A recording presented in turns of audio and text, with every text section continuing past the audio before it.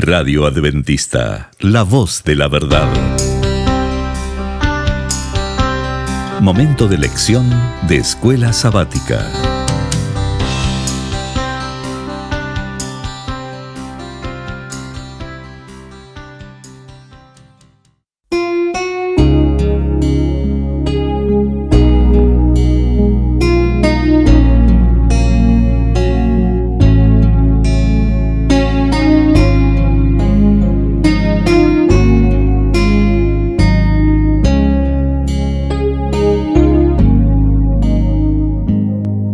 Bienvenidos amigos y hermanos al estudio diario de lecciones de Escuela Sabática. La palabra de Dios dice: mas buscad primeramente el reino de Dios y su justicia, y todas las demás cosas vendrán por añadidura. Por eso, a partir de este momento, Radio Adventista, la voz de la verdad, te invita a mantener la sintonía del cielo para que puedas escuchar y comprender el estudio de hoy con nuestro hermano Humberto Cativo. Muy buenos días, mis queridos hermanos y amigos. Nuevamente estamos con ustedes a través de Radio Adventista, la voz de la verdad. Hoy martes, 19 de enero. La lección se titula ¿qué hay en un nombre? Oremos. Dios y Padre que mora en los cielos, Señor Jehová, alabado sea su sagrado nombre. Venimos en este nuevo día a decirle gracias, Señor. Gracias por su amor, por su protección, por estos mensajes que nos deja a través del libro de Isaías, para que aprendamos a través de lo que ocurrió y que nos volvamos a usted de todo corazón. Perdónanos, Señor, por ser duros de cerviz. Santo Espíritu, no se aleje de nosotros. Siga trabajando en nuestras vidas para que así podamos, bajo su dirección, reflejar el carácter de nuestro Señor Jesús. Háblenos, Señor, se lo suplicamos en el sagrado nombre de nuestro Señor Jesucristo. Amén. ¿Qué hay en un nombre? ¿Cuál es ese nombre? Maher Salal Hasbaz, el segundo hijo de Isaías. Recuerde que el nombre de Isaías y el nombre de sus dos hijos eran señal para el pueblo de Dios.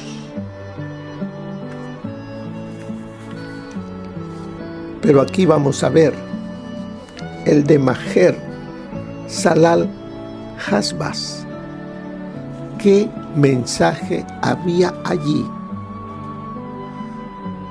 para el rey Acaz? Porque ese nombre traía juicio. Ese nombre estaba indicando que había juicio tanto para las naciones como Siria, Israel, Asiria, así también para con el pueblo de Judá, el reino de Judá. ¿Por qué? Porque el pueblo de Dios, en este caso Israel, se había unido con los incrédulos. Y el Señor lo dice en 2 de Corintios 6:14: no os unáis en yugo desigual con los incrédulos. Aquí habla más que una unión de matrimonio. Aquí habla acerca de cualquier asociación que vayamos a tener en la cual nuestra fe sea debilitada por la unión con personas que no creen lo que nosotros creemos. Y eso es lo que le pasó a Israel y a Judá. Los dos se unieron con los incrédulos. Ya vimos que Israel se unió con Siria y Judá se unió con Asiria. ¿Y qué sucedió? Los pueblos paganos absorbieron la religión de estos dos, de Israel y de Judá, y terminaron el pueblo de Dios adorando ídolos, rechazando al Dios verdadero. Por eso, Maher Shalal Hash-Baz es literalmente lo que Dios les estaba diciendo con ese nombre. Pronto saqueo, rápida destrucción, o se apresura el saqueo, apura la destrucción. Ese nombre le fue dado como señal de que la alianza de Israel con Siria contra Judá no tendría éxito. La presencia de testigos serviría para autenticar la predicción y recalcar la veracidad del pronunciamiento profético. Lo que Dios a través de su profeta estaba hablando se cumpliría. Mire lo que nos dice Isaías 8, del 1 en adelante hasta el 10. Me dijo Jehová: toma una tabla grande y escribe en ella con caracteres legibles tocante a Maher Shalal Hash-Baz.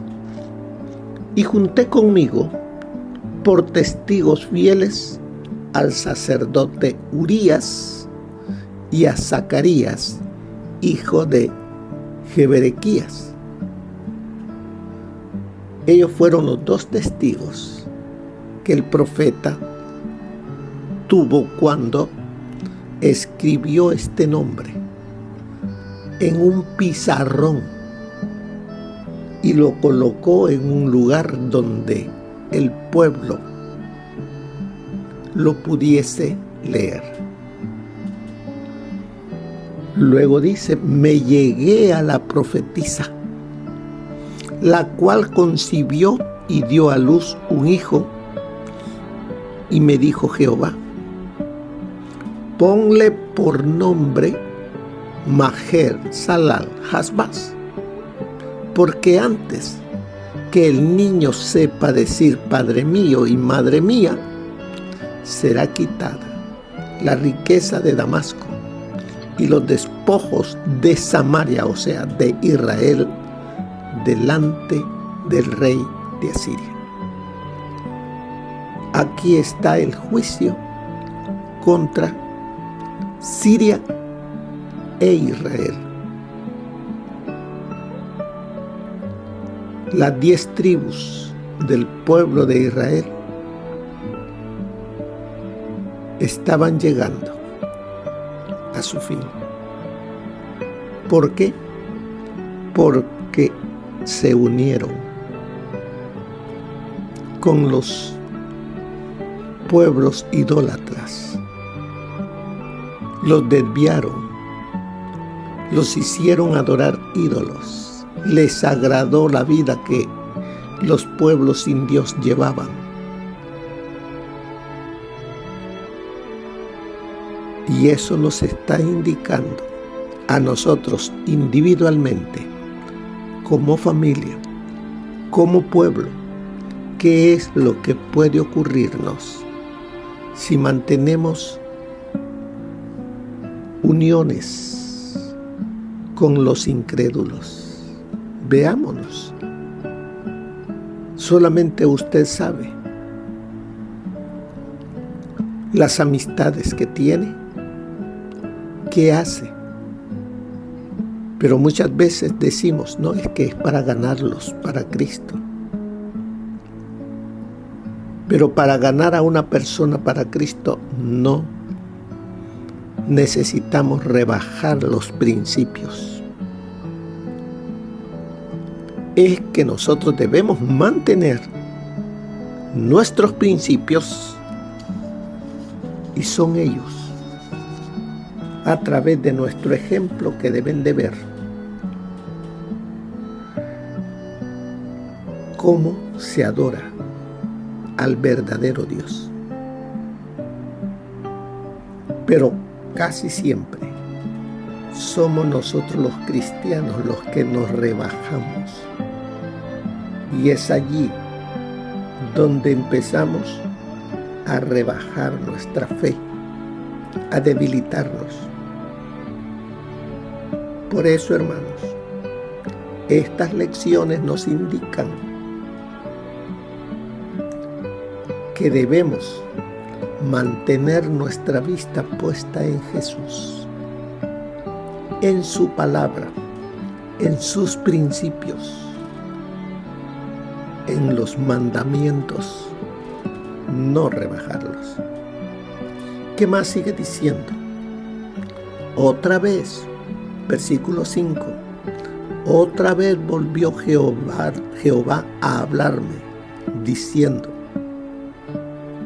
por cuanto desechó este pueblo las aguas de Siloé, que corren mansamente, y se regocijó con Rezín y con el hijo de Remalías, he aquí, por tanto que el Señor hace subir sobre ellos aguas de ríos impetuosos y abundantes, al rey de Asiria con todo su poder. Él rebasará todos sus ríos y desbordará sobre todas sus riberas. ¿Qué está diciendo aquí el Señor? Aquí está hablando acerca de la misericordia que Él tuvo para con Israel y también con el pueblo pagano de Siria, porque el Señor a todos nos ama y Él anhela que todos le conozcamos, le sirvamos. Pero por cuanto este pueblo, Israel, desechó la voz de los profetas, la voz de Dios, sus mensajes, porque Él mandaba por medio de sus profetas el mensaje, las aguas tranquilas de Siloé. Cuando está hablando acerca ahí de las aguas de Siloé que corren mansamente, eran los mensajes que Dios les enviaba para hacerlos volver, pero ellos no quisieron. Entonces, dice, se regocijó con Rezín. ¿Quién era Rezín? El rey de Siria. Y con el hijo de Remalías, Peca, el rey de Israel. He aquí, por tanto, como no escucharon, el Señor dice, hace subir sobre ellos. O sea que Dios utilizó a Asiria para completar el juicio contra Siria y contra la parte de las 10 tribus, o sea, Israel, Efraín, como lo dice allí. Hizo subir sobre ellos aguas de ríos impetuosos y abundantes, mucho ejército, muy poderoso. Al rey de Asiria, dice, con todo su poder, dice, él rebasará todos sus ríos y desbordará sobre todas sus riberas. Y luego dice, y pasando por Judá, inundará y seguirá creciendo hasta llegar a la garganta. Luego, extendiendo sus alas, llenará la anchura de su tierra, de tu tierra, Emanuel. Reuníos pueblos y seréis quebrantados. Oíd todos los que sois de lejanas tierras, ceñíos y seréis quebrantados. Preparaos y seréis quebrantados. Haced planes y serán anulados. Profetid palabra y no será firme, porque Dios está con nosotros. ¿Qué hay en estos versículos? ¿Qué hay? Hay un juicio. Hay un juicio para con todas estas naciones, hasta con el pueblo de Judá, el pueblo de Dios. ¿Qué podríamos decir hoy? El pueblo de Dios, al cual Dios llamó para poner en alto sus mandamientos, para poner en alto su palabra, a su Dios, al pueblo adventista. Hay un juicio para cada uno de nosotros. ¿Qué es lo que mira Jehová? Porque Él dice, mira lo que hay dentro de nuestra mente. No solamente la apariencia, sino lo que está dentro de nosotros. Él sabe realmente a quién servimos. Porque muchos de nosotros somos como el pueblo de Judá o de Israel, religiosos, pero no verdaderos temerosos de Dios,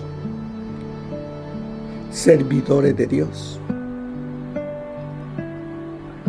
El Señor nos está llamando, hermanos, a que haya una verdadera entrega a Él. Que dejemos de estar en esta condición de tibieza. Él nos lo dice claramente: por cuanto eres tibio y no frío ni caliente, te vomitaré de mi boca. Más claro no nos puede decirlo. Nos va a desechar como desechó a Israel y permitió que Judá fuese hecha sierva de Asiria. ¿Por qué? Porque no era Jehová el que vivía en el corazón del pueblo. Así es lo que está sucediéndonos hoy. Otras cosas son las que reinan en nosotros y no el verdadero Dios. No os engañéis, nos dice el Señor. Dios no puede ser burlado. Todo lo que el hombre sembrare, eso también segará. Seguimos aquí en la lección. El mensaje del nombre evidentemente tiene que ver con una conquista rápida. Pero ¿quién conquista a quién? Allí en el versículo 4 nos dice: porque antes que el niño sepa decir Padre mío y Madre mía, será quitada la riqueza de Damasco, la capital de Siria, y los despojos de Samaria, la capital de Israel, delante del rey de Asiria. Asiria conquista a Siria y a Israel. Asiria mata a su rey y lo hace súbdito de ella. Lo mismo pasa con Israel. Aunque a Peca no lo mata otra persona y la hace súbdito. Pero este nuevo rey, Oseas, comete la imprudencia de buscar ayuda para liberarse con Egipto. Fue allí donde más 10 años después llega nuevamente el ejército de Asiria y hace una destrucción y se lleva cautivo al pueblo. Y los pocos que quedaron se unieron con la gente que llevó a Siria a vivir a la región que había habitado el pueblo de Israel. Y esa unión de judíos con gente pagana es lo que llamamos nosotros y conocemos como samaritanos. Por eso es que el pueblo de Judá no tenía mucho acceso con ellos. Bien, nos dice la lección que Isaías del 8 del 1 al 10 refuerza el mensaje del capítulo 7. Antes de que un niño pudiera alcanzar determinada etapa, Asiria se llevaría el botín de guerra de las capitales de Siria y de Israel. ¿Cuánto tiempo le llevaría? ¿En cuánto tiempo terminaría? Yo diría 1 año. Los 9 meses del embarazo de la esposa de Isaías y unos 3 meses antes que el niño pudiese decir papá o mamá. Aproximadamente 1 año. Y desaparecería el poderío, el enemigo de Judá. Además, debido a que Judá había rechazado el mensaje de certidumbre por parte de Dios, representado por las mansas aguas del arroyo de Siloé en Jerusalén, se vería abrumado por el poderoso poder de Asiria, representado por las inundaciones del gran río Éufrates. O sea que en el desborde, como dice allí, que el río se desbordó, llegó hasta Judá. Ya no con la fuerza. Pero recuerde, lo hizo súbdito en tiempo de Acaz. Tenía que pagar tributo. Ya la libertad ya no estaba. Ahora tenía que seguir las leyes de un rey extraño, Asiria. Debido a que Acaz recurrió a Asiria, los nombres de los hijos de Isaías aludiendo tanto a Judá como al reino del norte de Israel. El mensaje era para los dos, para Israel y para Judá. El despojo se apresura. La presa se precipita. Pero el remanente volverá. Eso es lo que les estaba diciendo Dios a través de los dos nombres.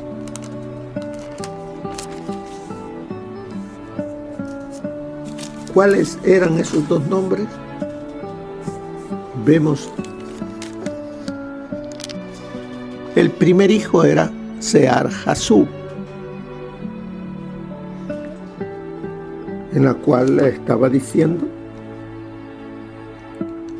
el remanente volverá. Y el otro, Maher-Shalal-Hasbaz, que le decía que vendrían destrucción, pronto saqueo, rápida destrucción, o se apresura el saqueo. Todo eso se lo estaba diciendo por los nombres de sus hijos. El despojo se apresura, la presa se precipita, pero el remanente volverá. ¿Por qué todavía había esperanza? Porque Dios, en su infinito amor, Él espera que su pueblo se arrepienta y se vuelva a Él. Él espera que individualmente hagamos las paces con Dios, que nos volvamos a Él, que reconozcamos nuestro pecado y que le busquemos. Porque aunque Asiria saturaría la tierra de Emanuel, todavía tenían la promesa de que Dios está con nosotros, como dice allí al final del versículo 10. Dios está con nosotros. De hecho, lo que vemos aquí es un tema que permea todo el libro de Isaías, a saber, que habría juicios sobre los enemigos de Dios en Judá y otras naciones, ejecutados en forma de desastres militares, sufrimiento y exilio. Dios permitió todo eso. Que hubiera desastres militares, llegaron los ejércitos, sufrimiento y exilio. Pero aquel que se mantuviese fiel volvería a su tierra. Y el Señor estaría con los fieles sobrevivientes de su pueblo, y dice, y lo restauraría a su tierra. Luego hace una pregunta. ¿Por qué Isaías nos dice que registró legalmente el nombre del niño y tuvo relaciones matrimoniales con su esposa? Era una profecía que debía de tener que lo que él estaba diciendo era verdad, era palabra de Dios. Tenía que dejarlo registrado para que cuando eso se cumpliese, cuando llegase ese tiempo, se mirase, la gente viese que Dios es el que había hablado, no el hombre.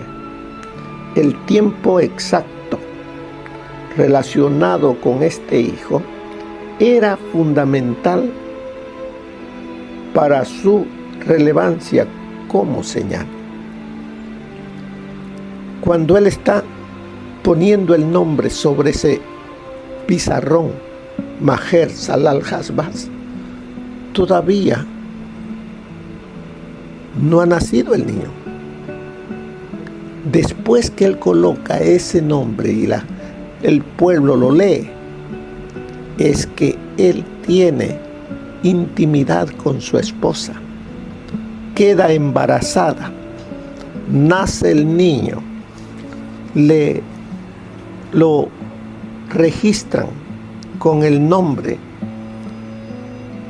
Maher Salal Hasbaz, y ha nacido antes de que este niño sepa decir mamá y papá, porque es lo primero que comienzan a decir los niños, ¿verdad? Dios dice, dejarán de ser naciones Siria e Israel, naciones que molesten a Judá, porque enviará al ejército poderoso de Asirio y las absorberá. Era una profecía que debía cumplirse en un corto tiempo. ¿Qué nos enseña el espíritu de profecía? ¿Qué hay en un nombre? Veamos. La orden del Señor: no os unáis en yugo desigual con los incrédulos. No se refiere solamente al matrimonio de los cristianos con los irreligiosos, sino a cualquier clase de asociación en la que las partes están en íntima vinculación y que requiera armonía de espíritu y acción.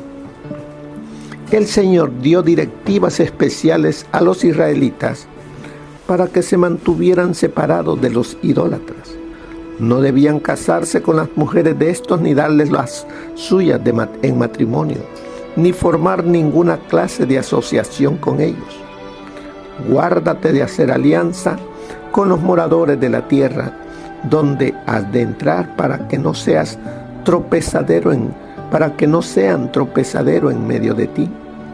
Derribaréis sus altares y quebraréis sus estatuas y cortaréis sus imágenes de acera, porque no te has de inclinar a ningún otro Dios, pues Jehová, cuyo nombre es celoso, Dios celoso es.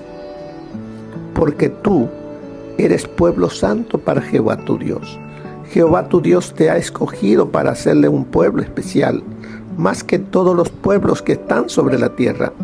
No por ser vosotros más que todos los pueblos, os ha querido Jehová y os ha escogido, pues vosotros erais el más insignificante de todos los pueblos, sino por cuanto Jehová os amó y quiso guardar el juramento que juró a vuestros padres.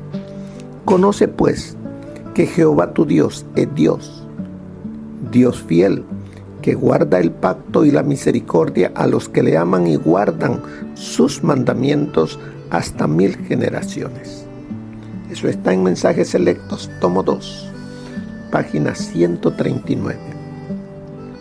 Conocemos muy poco nuestro propio corazón y poca necesidad sentimos de la misericordia de Dios.